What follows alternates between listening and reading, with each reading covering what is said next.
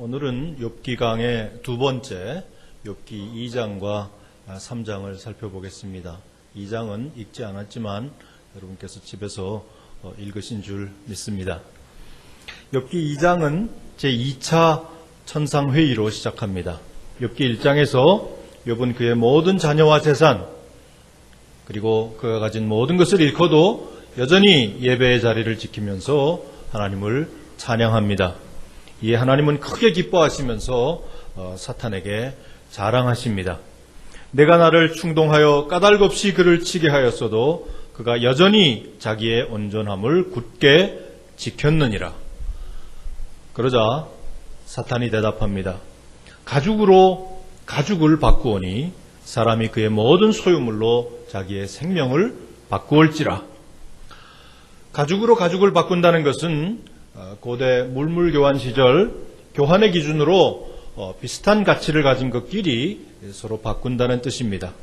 사탄은 욥에게 있어서 신앙은 그의 생명과 같은 것이며 따라서 욥의 생명을 위협하면 욥이 틀림없이 그의 믿음을 포기하게 될 것이라고 주장합니다. 이제 주의 손을 펴서 그의 뼈와 살을 치소서. 그리하시면 틀림없이 주를 향하여 욕하지 않겠나이까. 사탄의 격동은 점점 강도를 더해가고 있습니다. 사탄은 이제 욥의 생명을 요구합니다. 그러나 하나님은 욥의 생명만은 해치 말라고 하시면서 다시 한번 사탄의 청을 들어주십니다. 제2차 천상회의 이후 사탄은 더 이상 등장하지 않습니다. 사탄의 모든 주장이 거짓으로 드러났기 때문입니다. 사탄은 더 이상 욥을 참소할 근거를 찾지 못합니다. 욥이 그 엄청난 시련과 고난 속에서도 끝까지 하나님을 붙잡고 놓지 않았기 때문입니다. 진실로 욥의 신앙은 오직 하나님만 바라보고 오직 하나님만으로 만족하는 신앙이었습니다. 사탄은 처음부터 살인한 자요 거짓의 아비입니다. 사탄은 죽음의 세력을 잡고 밤낮 하나님의 백성들을 참소하며 성도들을 밀가부르듯 하려고 요구합니다. 우는 사자같이 두루다니며 사탄은 곳곳에서 삼킬 자를 찾습니다. 그러나 두려워할 필요는 없습니다. 주께서 십자가의 승리로서 이미 사탄을 정복하고 그 머리를 깨뜨리셨기 때문입니다. 새 언약의 중보자이신 예수가 하나님 앞에서 우리의 대언자 되시기 때문입니다.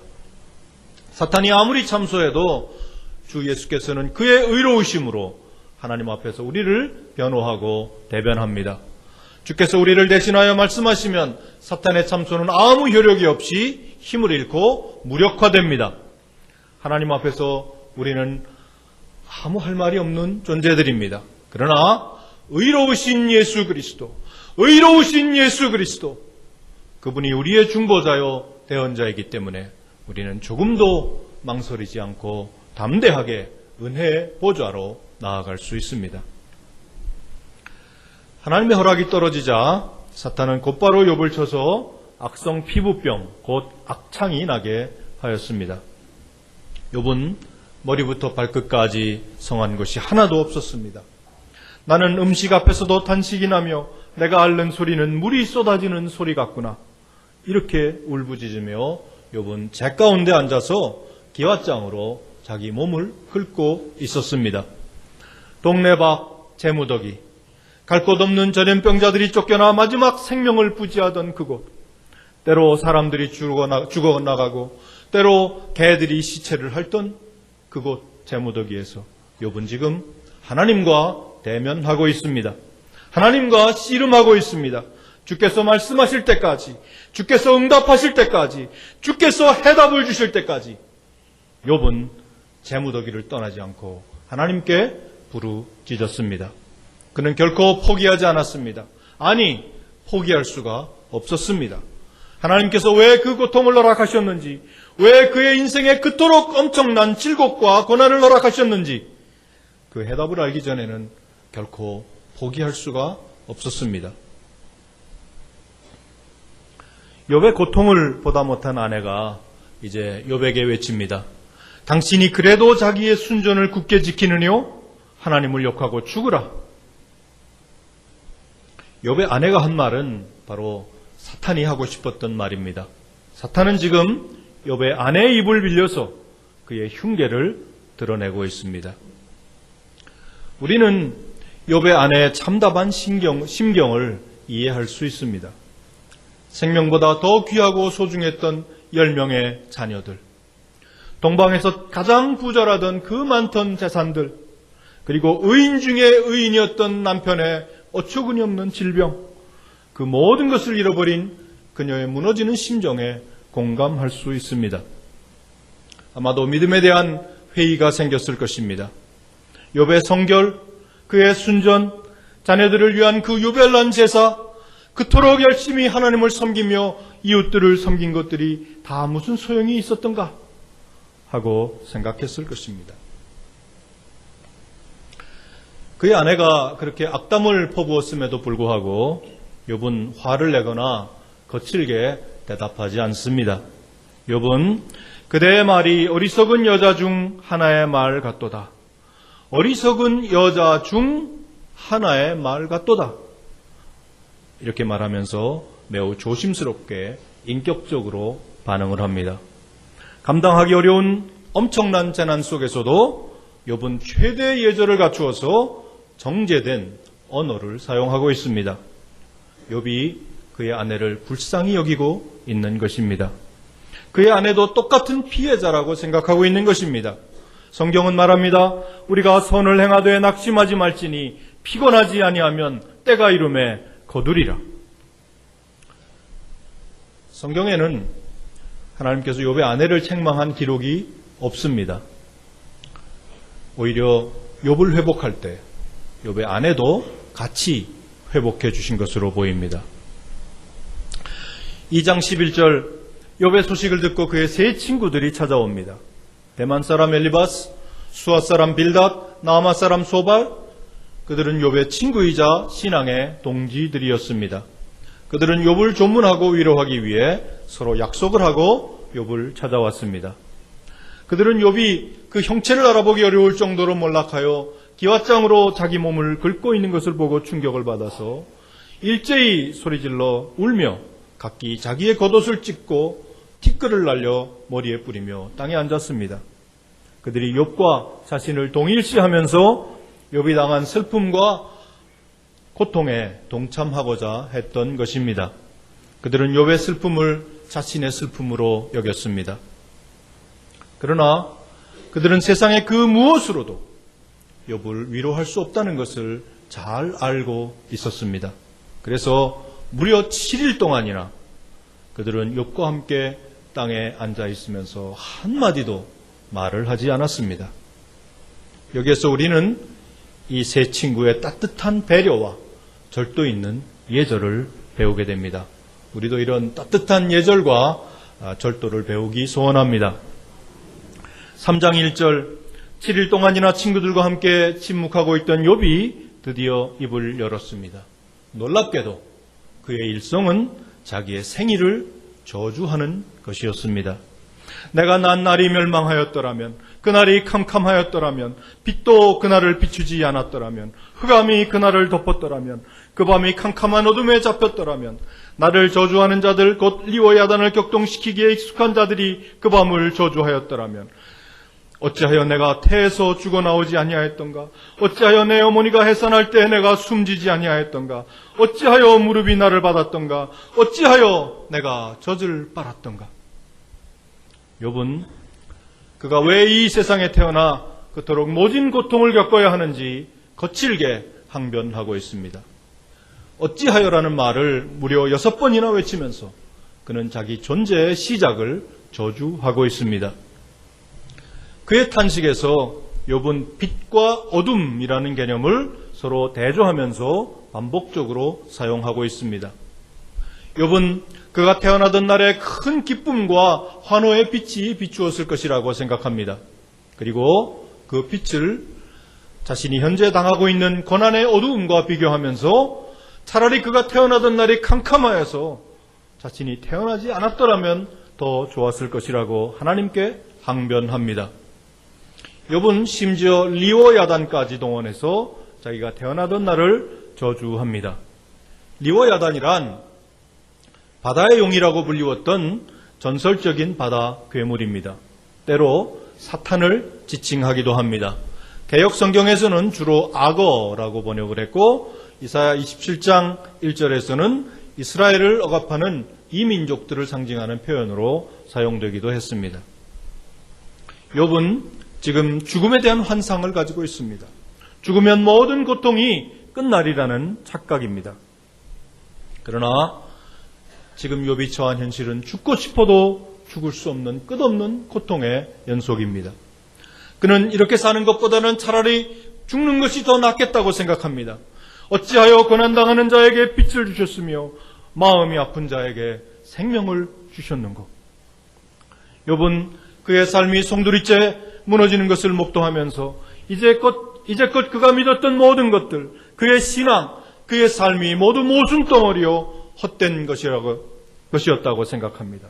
그러므로 더 이상 존재의 의미를 찾을 수 없고 따라서 자신은 더 이상 존재할 가치가 없다고 생각합니다.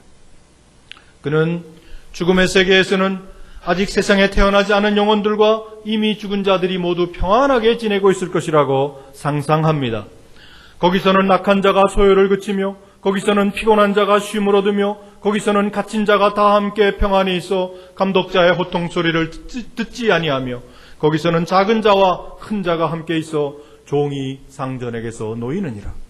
이 구절에서 욥은 거기서는 이라는 말을 4번씩이나 반복하고 있습니다. 욥이 그만큼 죽음의 세계를 동경하고 있었다는 소리입니다. 그러나 이것은 그의 오해입니다. 죽으면 모든 고난이 끝날이라고 생각하는 것, 죽음으로 고통받는 현실에서 도피하고 싶은 욕구, 죽음이 달콤한 매력으로 다가오는 것, 그것은 욥뿐 아니라 고난받는 자들이 모두 공통적으로 경험하는 무서운 유혹입니다. 죽는다고 문제가 해결되지는 않습니다. 죽음은 죄에 대한 하나님의 심판이기 때문입니다. 성경은 죄의 삭시 사망이며 죽음 후에는 심판이 있을 것을 분명하게 선언합니다. 욥은 지금 엄청난 정신적 혼란과 혼돈 속에 빠져 있습니다. 그의 영혼이 절망의 수렁에 깊이 빠져들어서 올바른 사고, 올바른 판단의 기준을 상실한 것입니다. 고난 가운데 허우적거리면서 욥은 하나님의 시각으로 고난을 바라볼 능력을 잃어버렸습니다. 욥이 생각했던 것처럼 그의 삶이 그렇게 무의미했던 것은 아니었습니다. 다만 하나님께서 욥을 정금으로 만들기 위해 그 삶의 불순물을 제거하는 과정에서 그의 삶이 허물어지는 것 같이 보였을 뿐입니다. 그렇다면 욥기 3장의 의미는 무엇입니까? 그것은 욥이 고난 중에 있는 모든 성도들을 대표하여 그들의 고통스럽고 괴로운 심경을 너무도 솔직하고 적나라하게 대변하고 있다는 점입니다. 욥은 지금 살아있는 생생한 육성으로 조금도 가식 없이 그의 절절한 고통을 하나님께 토로하고 있습니다. 욥의 이야기는 바로 오늘 우리들의 이야기입니다. 욥기 3장의 클라이맥스는 23절입니다. 하나님에게 둘러싸여 길이 아득한 사람에게 어찌하여 빛을 주셨는고. 그토록 극심한 고통과 고난 가운데 탄식하던 욥이 자신은 아직도 여전히 하나님께 둘러싸여 있다고 고백하는 것입니다. 비록 음식만 보아도 탄식이 나며 물이 쏟아지는 것처럼 심한 앓는 소리를 내고 있지만 욥은 자신이 여전히 하나님께 둘러싸여 있다고 고백합니다. 그는 모든 것을 빼앗겼지만 여전히 하나님께 둘러싸여 있습니다. 그에게는 오직 하나님만 남았습니다. 사탄 마귀에게 둘러싸이지 않고 하나님께 둘러싸인 것, 그것이 바로 욥의 희망이요 오늘 우리들의 희망입니다. 비록 끝없는 고난의 늪에서 허우적거리고 있었지만 욥은 그 모든 시련이 하나님의 주권 속에서 일어나고 있다는 것을 알고 있었습니다. 하나님께서 그의 삶을 붙들고 계시다는 것을 욥은 알고 있고 또 믿고 있었습니다. 욥이 믿음의 밧줄을 끝까지 놓지 않고 있었던 것입니다. 그렇다면 욥이 그의 생일을 저주한 것의 참 뜻은 무엇일까요? 욥은 그의 생애를 저주함으로써 온전히 거듭난 인생, 온전히 새로워진 삶을 애타게 그리면서 찾고 있었습니다. 그것은 영혼을 향한 갈망, 곧 영원한 빛, 참 생명에 대한 절규였습니다. 이제껏 그가 경험했던 삶은 모순 덩어리의 인생이었습니다. 잠시 빛이 비추는 줄 알았습니다. 그러나 실상은 캄캄한 어둠이었습니다. 전무후무한 업적을 이루며 누구보다도 크게 성공한 줄 알았습니다. 그런데 어느 순간 끝도 없이 추락해버리고 말았습니다. 성공도, 부도, 건강도, 명예도 모두 한여름밤의 꿈처럼 사라진 지금, 욥은 더 이상 그런 껍데기 인생이 아니라 진정한 인생, 참 생명, 진실로 빛과 진리로 가득 찬 삶, 영생하도록 솟아나는 영원히 목마르지 않는 샘물을 찾고 있었습니다. 욥이 그의 생일을 저주한 것은 그가 인생의 존재 문제 그 자체에 대해 근본적인 질문을 던진 것입니다. 대체 인생이란 무엇인가? 대체 인간이란 어떤 존재인가? 내가 빛이라고 생각했던 것들이 모두 어둠으로 판명된 지금, 이제껏 내가 살았던 삶은 대체 무슨 의미가 있는 것인가? 헛되고 헛된 이 모든 것이 헛된 인생, 그렇다면 삶의 의미는 대체 무엇인가? 하며 스스로 외치고 있는 것입니다. 구약시대 욥은 애타게 참 생명을 찾고 있었지만 그것이 무엇인지 정확하게 알지 못했습니다. 욥이 고백한 것처럼 하나님에게 둘러싸여 길이 아득한 사람에게 어찌하여 빛을 주셨는가? 욥이 걸어가야 했던 고난의 길, 진리의 길, 순례의 길은 그가 고백한 것처럼 멀고도 먼 길, 곧 아득한 길이었습니다. 그러나 예수께서는 우리 신약의 성도들에게 참 빛, 곧 참 생명이 무엇인지 분명하게 말씀해 주셨습니다. 참 빛, 곧 세상에 와서 각 사람에게 비추는 빛이 있었나니 내가 주는 물을 마시는 자는 영원히 목마르지 아니하리니 누구든지 그리스도 안에 있으면 새로운 피조물이라. 이전 것은 지나갔으니 보라 새 것이 되었도다. 부자요 관원이었지만 욥과 같이 영생을 사모하며 하나님 나라를 갈망하던 사람이 있었습니다. 밤에 예수를 찾아왔던 니고데모입니다. 니고데모에게 주님은 말씀하십니다. 육으로 난 것은 육이요 성령으로 난 것은 영이니 사람이 물과 성령으로 나지 아니하면 하나님의 나라에 들어갈 수 없느니라. 사람들 중에는 일생을 살면서 단 한 번도 인간의 존재 근원에 대해 질문을 하지 않고 사는 사람들이 있습니다. 성도들 중에는 일평생 단 한 번도 나를 향한 하나님의 뜻이 무엇인지 묻지 않고 사는 사람들이 있습니다. 하나님 앞에서 과연 나는 어떤 존재인가?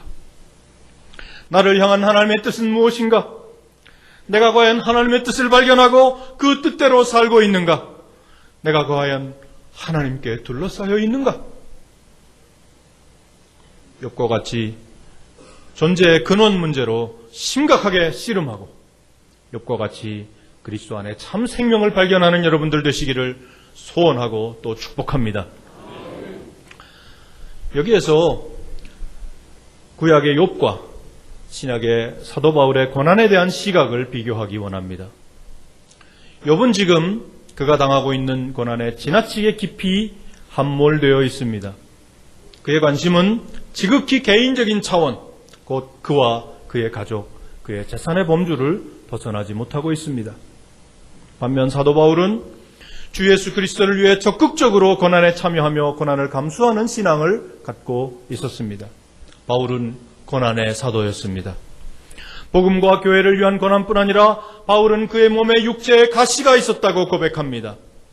가시, 스콜롭스라는 말은 원래 말뚝이라는 뜻입니다. 바울은 복음 사역 내내 그 말뚝 같은 고통에 시달렸습니다. 오죽하면 바울이 그것을 육체의 가시, 곧 사탄의 사자라고 표현했을까요? 육체의 가시, 말뚝 같은 고통, 사탄의 사자. 그러나 바울은 그 고통에 빠져서 함몰되지 않았습니다. 오히려 복음을 위한 고난의 여정 속에서 바울은 기뻐하고 또 기뻐합니다. 다만 이뿐 아니라 우리가 환난 중에도 즐거워하나니 나는 이제 너희를 위하여 받는 괴로움을 기뻐하고 내가 그리스도를 위하여 약한 것들과 능욕과 궁핍과 박해와 권고를 기뻐하노니 만일 너희 믿음의 제물과 섬김 위에 내가 나를 전제로 드릴지라도 나는 기뻐하고 너희 무리와 함께 기뻐하리니. 그는 어떻게 그렇게 기뻐할 수 있었을까요? 질그릇 같은 그의 인생 속에 그리스도의 보배를 가졌기 때문입니다. 우리가 이 보배를 이 질그릇에 가졌으니 그는 그리스도의 보배, 그 영광스러운 보물을 그의 상처 입은 몸속에 가지고 있었습니다. 비록 헐벗고 굶주리며 수없이 매를 맞고 험악한 고문을 당했지만 그는 예수의 보물, 그리스도의 보배 때문에 기뻐하고 또 기뻐했습니다. 세상의 그 어떤 고통도 그에게서 이 기쁨을 빼앗아갈 수 없었습니다. 그 어떤 시련도, 그 어떤 핍박도, 그 어떤 고난도 주를 향한 그의 마음, 그의 사랑을 빼앗아갈 수는 없었습니다. 그는 고백합니다. 우리가 항상 예수의 죽음을 몸에 짊어짐은, 그는 항상 예수의 죽음을 몸에 짊어지고 그의 삶을 살았습니다. 주를 위해 받는 고난을 기뻐하며 몸된 교회를 위해 그리스도의 남은 고난을 그의 몸에 채우면서 살았습니다. 심지어 감옥에 갇혀 모진 고초를 당하면서도 그는 그리스도가 전파된다는 사실 하나 때문에 기뻐하고 또 기뻐했다고 빌립보서는 증언하고 있습니다. 그토록 극심한 고난의 여정 속에서도 사도 바울은 하나님의 사랑을 조금도 의심하지 않았습니다. 누가 우리를 그리스도의 사랑에서 끊으리요? 환난이나 공고나 박해나 기근이나 적신이나 위험이나 칼이랴. 내가 확신하노니 사망이나 생명이나 천사들이나 권세자들이나 현재일이나 장래일이나 능력이나 높음이나 기쁨이나 다른 어떤 피조물이라도 우리를 우리 주 그리스도 예수 안에 있는 하나님의 사랑에서 끊을 수 없으리라. 고난 속에서 발견하는 하나님의 특별한 사랑, 그것은 오직 우리 성도들만이 누릴 수 있는 은혜요 특권입니다. 그토록 주를 위해 기꺼이 고난받고 그리스도를 위한 고난을 자청했던 바울이었지만 사도는 그 마음속에 한 가지 눌리는 것이 있다고 고백합니다. 내가 그리스도 안에서 참말을 하고 거짓말을 아니하노라. 나에게 큰 근심이 있는 것과 마음에 그치지 않는 고통이 있는 것을 내 양심이 성령 안에서 나와 더불어 증언하노니, 아직도 날마다 내 속에 눌리는 일이 있으니 내가 마음에 큰 눌림과 걱정이 있어 많은 눈물로 너희에게 쏟노니. 그의 마음속에 눌리는 것, 그치지 않는 고통, 그것은 곧 교회와 그의 민족 이스라엘을 향한 거룩한 근심, 거룩한 고통이었습니다. 성경은 하나님의 뜻대로 하는 근심은 후회할 것이 없는 구원에 이르게 하는 근심이라고 말씀합니다. 보라, 하나님의 뜻대로 하게 된 이 근심이 너희를 얼마나 간절하게 하며 얼마나 사모하게 하며 얼마나 열심 있게 하며 얼마나 벌하게 하였는가. 우리 시대의 비극은 주를 위해 기꺼이 고난을 감수하려는 사람들이 점차 줄어들고 있다는 것입니다. 아니, 고난은커녕 작은 희생조차 감당치 않으려고 합니다. 모두가 번영과 축복을 추구하며 대접받기를 원할 뿐 바울처럼 예수의 죽음을 몸에 짊어지고 사는 사람은 점차 찾아보기 어렵게 되었습니다. 주께서는 오늘도 주를 위해 기꺼이 고난을 감당코자 하는 일꾼을 찾으십니다. 복음을 위해 기꺼이 자기 삶을 희생코자 하는 종들을 찾으십니다. 이 부름에 응답하는 성도들, 이 사명에 헌신하는 일꾼들, 하나님께서는 이런 사람들을 통해 세상을 바꾸십니다. 이런 사람들을 통해 역사를 바꾸십니다. 욥과 같이 고난에 함몰되어 죽고 싶다면서 그의 생일을 저주할 것이 아니라 바울처럼 오직 예수께 초점을 맞추고 주를 위해 기꺼이 고난을 자청하는 용사 같은 믿음 갖기를 소원합니다. 복음과 교회를 위해 고민하고 근심하며 눌린 마음으로 통하며 기도하기 원합니다.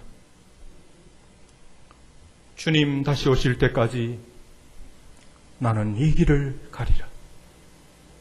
좁은 문, 좁은 길, 나의 십자가 지고 나의 가는 이 길 끝에서 나는 주님을 보리라. 영광의 내 주님 나를 맞아주시리. 주님 다시 오실 때까지 나는 일어나 달려가리라. 주의 영광 온 땅 덮을 때 나는 일어나 노래하리. 내 사모하는 주님 온 세상 구주시라. 내 사모하는 주님 영광의 왕이시라. 욥처럼 자기 생일을 저주하는 여러분들이 되지 않기를 원합니다. 바울처럼 주님 다시 오실 때까지 우리의 십자가 지고 좁은 문, 좁은 길 달려가는 성도들 되기를 소원합니다.